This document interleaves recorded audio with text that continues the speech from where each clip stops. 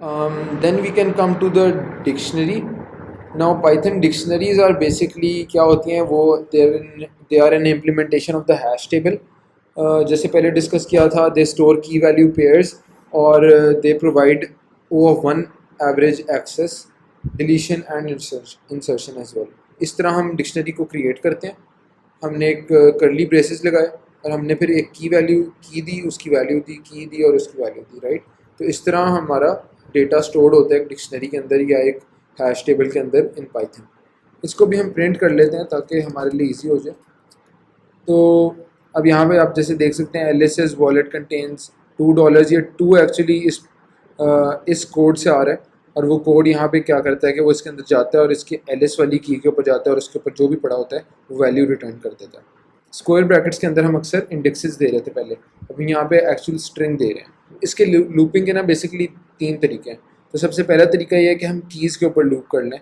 हम एक एक की के ऊपर जाएं और हम फिर क्या करते हैं कि हम उस डिक्शनरी के अंदर जाते हैं, उस की के अगेंस्ट जो भी वैल्यू पड़ी होती है उसको इंक्रीमेंट कर देते हैं. जैसे अरेज के अंदर था कि हम उस डिक्शनरी के ऊपर जाते हैं और हम उसके की को यूज़ करके उसको इंक्रीमेंट कर देते हैं. तो जब हमने ये लूप चला लिया उसके बाद जब हम प्रिंट करते हैं ना, वो यहाँ पे वैल्यूज़ एक एक बढ़ गई हैं. तो यहाँ पे पहले 2 पड़ा हुआ था, 3 बन गया, 4 5 बन गया और 0 1 बन गया.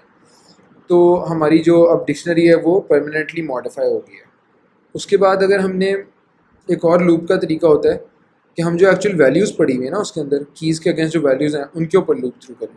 तो जहाँ पे हमें कीज़ की रिक्वायरमेंट नहीं है, हमें नहीं फ़र्क पड़ता की क्या, हमें बस वैल्यूज़ से फ़र्क पड़ता है.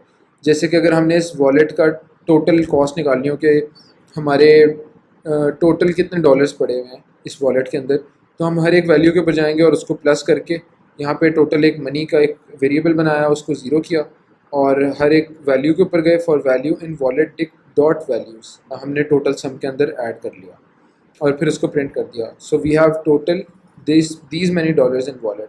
नोटिस कि अगर यहाँ पे हमें सिर्फ वैल्यू चाहिए थी और हमने एक्चुअल डिक्शनरी को मॉडिफाई नहीं करना था, हमें सिर्फ वैल्यू से कर्ज था, तो हमने इसीलिए वैल्यूज़ को यूज़ किया. सो थर्डली अगर हमें दोनों चीज़ें चाहिए, हमें कीज़ भी चाहिए और हमें वैल्यूज़ भी चाहिए, तो हम कुछ इस तरह का लूप लगा सकते हैं कि फॉर की comma value in wallet Dick dot items. Dot item से अब क्या रिटर्न होगा, डॉट वैल्यू से सिर्फ वैल्यूज़ आती थी, कुछ ना लिखने से या डॉट कीज़ लिखने से कीज़ आती थी, एलिस बॉब चार्ली. यहाँ पे हमें दोनों चीज़ें मिलती हैं, तो हम इनको यूज़ करके एक स्टेटमेंट लिख सकते हैं. तो यहाँ पे 3 सेंटेंसेस प्रिंट हो रहे हैं, एलिस हैज़ $3, बॉब हैज़ $5 और इस तरह, ठीक है. उसके बाद we can also delete things out of a dictionary. DEL इसका मतलब डिलीट वॉलेट डिक्शनरी, और हमने इसकी एलिस वाली की को उड़ा दिया. तो ये जो चीज़ है ये पूरी उड़ गई. और जब हमने इसको प्रिंट किया मॉडिफाई करके, तो यहाँ पे हम देख सकते हैं कि एलिस अब नहीं है, सिर्फ बॉब और चार्ली की वैल्यूज़ पड़ी हुई. And this is an O1 average operation.